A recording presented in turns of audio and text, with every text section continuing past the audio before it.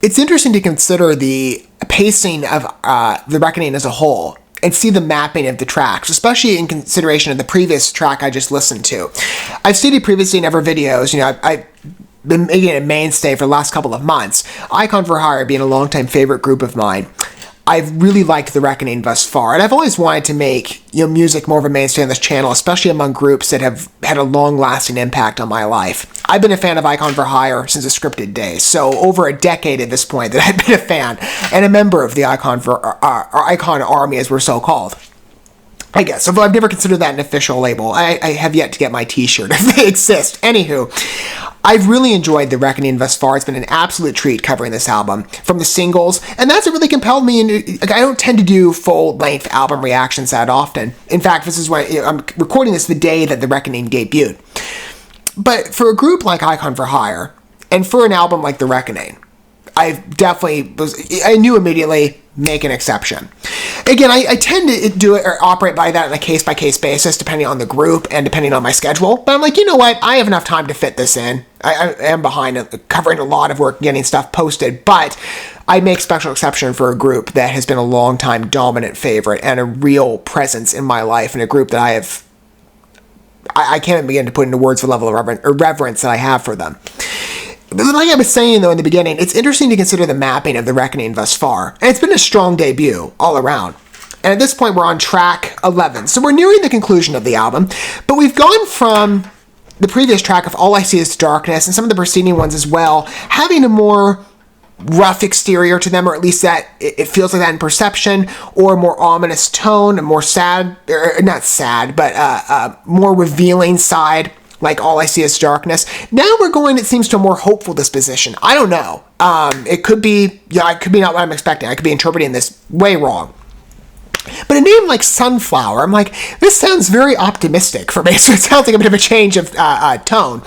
Let's see where the track goes. I'm curious about it. I mean, it's a very definitive name versus maybe some of the other tracks, and the way that they're articulated are a bit more broad in the way that they can be applied in the personal listener's life. Sunflower is a very definitive image. Like, we all know what a sunflower looks like. What state is a sunflower in, though? Maybe it's not in a good state. Maybe this sort of is, there is a consistent flow here. Maybe we're, jumping to a happier place, or a more encouraging lens. I mean, the whole album's been encouraging to varied extents, but again, the tone is quite a shift here. I'm going to go ahead and, at least as far as I'm perceiving it, I'm going to go ahead and pull up the track for Sunflower. We can listen to this for the first time.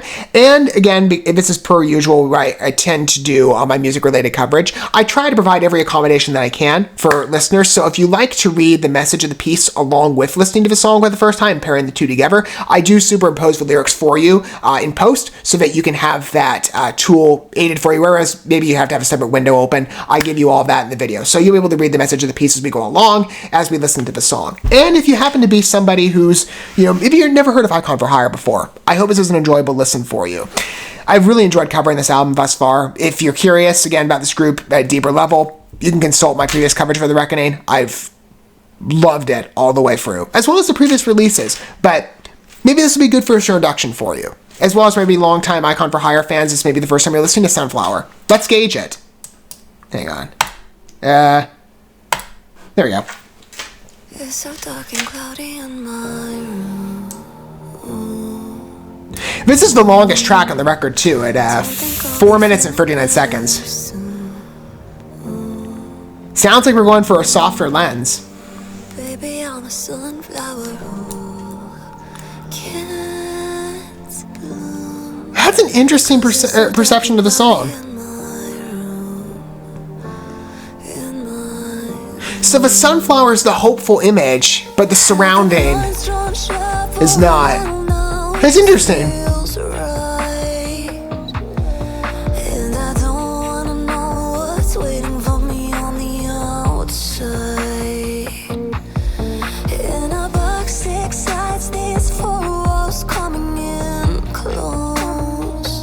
It's a very relatable piece.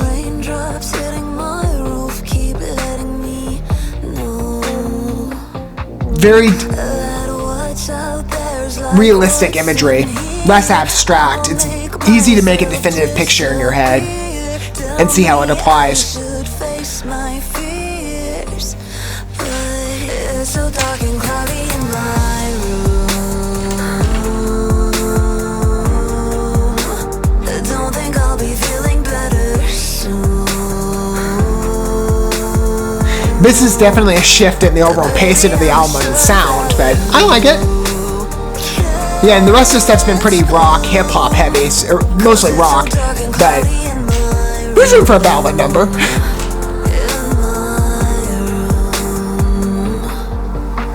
Same song in my headphones every night, playing like a childhood lullaby. And my mama and my sister in here too. The seasonal affective will take everything from you.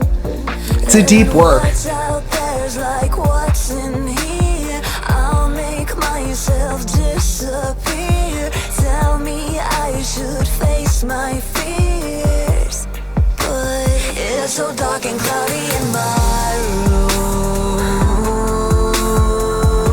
It's good. I don't think I'll be feeling better soon.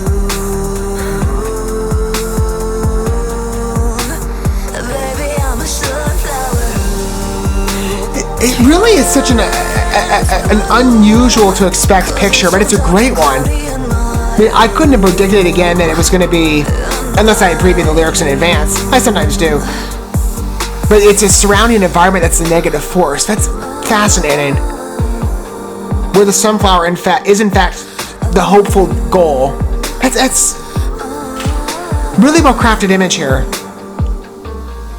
But if what's out there's like what's in here, can I make these storm clouds clear? Leave me in my room forever. I'm slipping under the weather, 'cause it's so dark and cloudy in my Elevation of pitch. That's a good end. room. Don't think I'll be Good placement of that.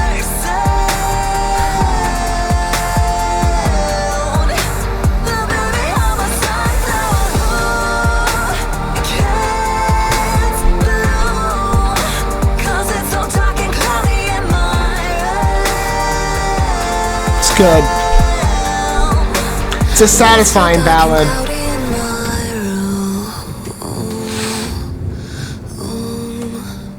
Hoping I'll be feeling better soon.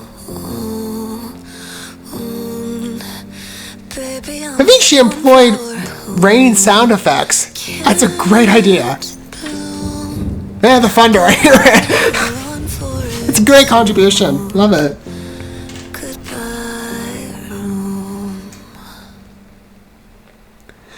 What a great message, and a good deviation for The Reckoning overall, I think, to take. I mean, again, you see this with other groups as well. And this is common of Icon for Hire, too, that even if there's a mainstay presence of sound on the album, there's always that one song that shifts, the pacing a bit. They'll try to do softer, obviously to appeal, right, to different listeners' tastes, right? Some people might not be into rock or metal as much as me, that's fine. And I do tend to prefer, ballad numbers when executed well. It depends on the song. I'm much more driven to harsher stuff. But a song like this, again, it shifts the mood, but it keeps the sentiment of the overall piece in check. It's just a different sound to it, right? It shifts the audience attention, perhaps to keep people captivated.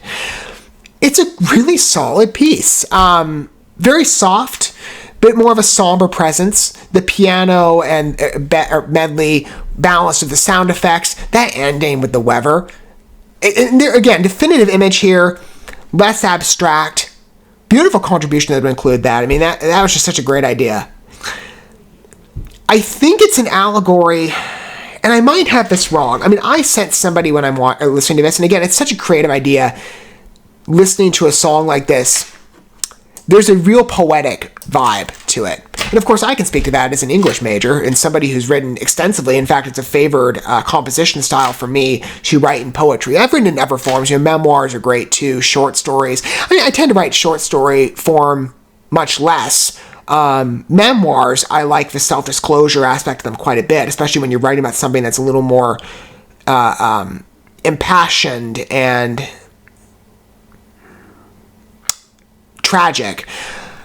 But poetry I've always found to be a very fun form to experiment with the power of the human imagination, employing a specific theme through relatable imagery in a general image that might not be common. There's an adventurousness with the poetic form. I just think it's such a crafty idea here, right? You take a definitive object, like a sunflower. Everyone knows what that looks like grown in more pleasant conditions, the more hopeful and ideal settings, right? It's got a wide bloom, the yellow petals, the long stalks. That's what people can imagine, right? It's a definitive picture that most people know. But then to take that image, and you look at the track and you be like, okay, this sounds a little more hopeful, right? But to surround the setting of the piece, where the sunflower is still that object of hopeful growth, but it's surrounded in a troublesome setting, right? In this case, a very concrete image here of, I'm trying to find the exact line, in a box, 6 sides, these 4 walls closing in, or coming in close. It's just it's a fascinating angle for the track to take, but I love it. But then, of course, you have to translate the image a bit, right, to better understand the mode or the metaphor of the piece, and that perhaps the human being, or in this case, the artist at the center of the piece, is the sunflower. Or you could take that image even further and reflect that perhaps to yourself, right? What I'm seeing, I might have this wrong, I'm seeing somebody in a disimpassioned state of life, where they're perhaps disillusioned, somber, maybe in the midst of a loss or something, or a tragic revelation in their life. I'm seeing somebody that's without a hopeful disposition, that is yearning to be in a better position of life, but because of where they're at, however that might be interpreted, they can't grow, right? In the way that they themselves recognize, this is the path for me to become what I see as a positive future, but I'm precluded from that by my situation. I'm wondering if, I might have this wrong, I haven't looked into this too deeply, but I refrain from using the term depression, even though I do think people could look at this perhaps from that lens and interpret it that way. Someone who might be, and I say this with all, the respect I can in the world, because I understand depression is a very hard thing, or just the general feelings of what would constitute a depressive state. Again, I'm very careful with my wording on that, because the term depression is used so widely today. And I certainly don't self-attest in particular, because I realize the necessity of maintaining a distinction perhaps between the emotions that come alongside depression and the general depressive diagnosis, because there are some contrasts, right? Someone might not necessarily have depression, but they might be experiencing emotions that are similar, in line with what depression might look like, or what people would interpret it to appear as. I see that effect here. Maybe, again, from whatever lens you come from, it might be that you're struggling with depression, and that's how you interpret the song, that you're the sunflower seed, right, that you hope to grow, but because of what's happening in your life, you just can't. It feels like a future you can't reach.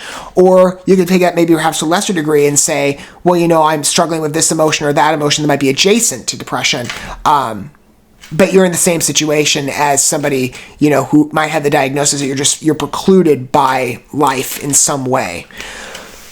I'm wondering, though, like I was saying, I haven't looked into this too extensively with the seasonal affective. Specifically with depression, I know people have talked about I forget what they call it, like blue something, but it's like around in the winter time, I think. Blue January. I forget exactly what the term is. I'll, of course, reference it, with later concrete evidence, but at least what I can find beyond just thinking about it right now from what I've heard. But there is a connection with depressive tendencies or depression itself, and at least winter, that moods and demeanors sometimes shift, depending on the season that the world is in nature. I wonder if that's what she means. I might have that wrong. Feel free to clarify down below, perhaps, if you have more of a concrete input to provide, if you know a little more than I am just on memory or brief understanding. That's sort of what I felt, as an idea. That's kind of what the terminology of seasonal, that's what it conjured, at least when I thought about it. I'm fully open to that. I might have that wrong, but it's an interesting track to consider. I could see, again, through lines of what maybe she's talking about more concretely, but I do think still there is that appeal that Icon for Hire has maintained through pretty much all their work, that you could take a piece that is written from a deeply personal lens and tailor it to best personalize where you're at, right? Without necessarily changing the tone of a song or the vision of it. You just you retrofit it into your life as a piece of catharsis. I think it's a very healing track. The ballad approach does help. It's very soothing. It's a pleasant track to listen to. Again, it has a much more somber energy. And to end it, by the way, on the raised inflection, that was great. It feels like a solid outro. But even then, they kind of rein that back in with one more verse that is very reminiscent of the previous choruses. So, and the way that those are sung, that did help as well. It's a good, kicking up the pace and then winding it back is a good transitional element to get to the end of the song. It feels like a concrete, fully fleshed work with a beautiful tune and a resonant message, the kind of which are very persistent with Icon for Hire and why I love them so much. It's a moving piece, very strong ballad number. Definitive shift from the previous work in that, it's got less of that punk rock vibe, and it's more like, we're changing the tune a bit, we're winding down here. I wonder where the next two tracks are going to go. We've got two pieces left, with The Reckoning being diseased and messed up. So where will the pacing go from here? I don't know, but Sunflower is a interesting, a change of pace. I like it. What are your guys' thoughts of it? I can imagine probably the argument for some of you being like, I want to get more into the harsher stuff. I understand being a metal fan, but there is a place for, ballad numbers, especially when you're talking about a message that is meant to have that theme strengthened as best as it possibly can. Sometimes a ballad style helps you, and I think, Icon for Hire, I've stated previously, have done so well at managing different styles in their work while maintaining that true vision of what they're known for. It works for me quite a bit. It's a beautiful piece. I'd love to hear what your thoughts are on it, as well as perhaps what angle you come from. Again, are you a longtime fan? Are you, maybe, this is a first introduction for you, perhaps. I'd love to hear what your thoughts are on the piece down below, if you feel so inclined to contribute your standpoint, envisionment. I'm going to continue again, like I said, to cover the remainder of The Reckoning, next being Diseased. That'll be in the next subsequent video. But Sunflower was a good shift of pace, I thought. Good tune, very engaging ballad number with a beautiful message. And some very creative sound effects on part of REL. Truly a good piece of work. Thank you so much for watching this video. Before you bounce, feel free to drop a like and comment, subscribe to this channel with a ding on the bell, and share this video with your friends. And consider checking out the description here. There you'll find links to my other channels, as well as addresses to my other social media accounts and ways you can help support my work if you feel so inclined. May God bless you, and looking forward to when our paths cross again.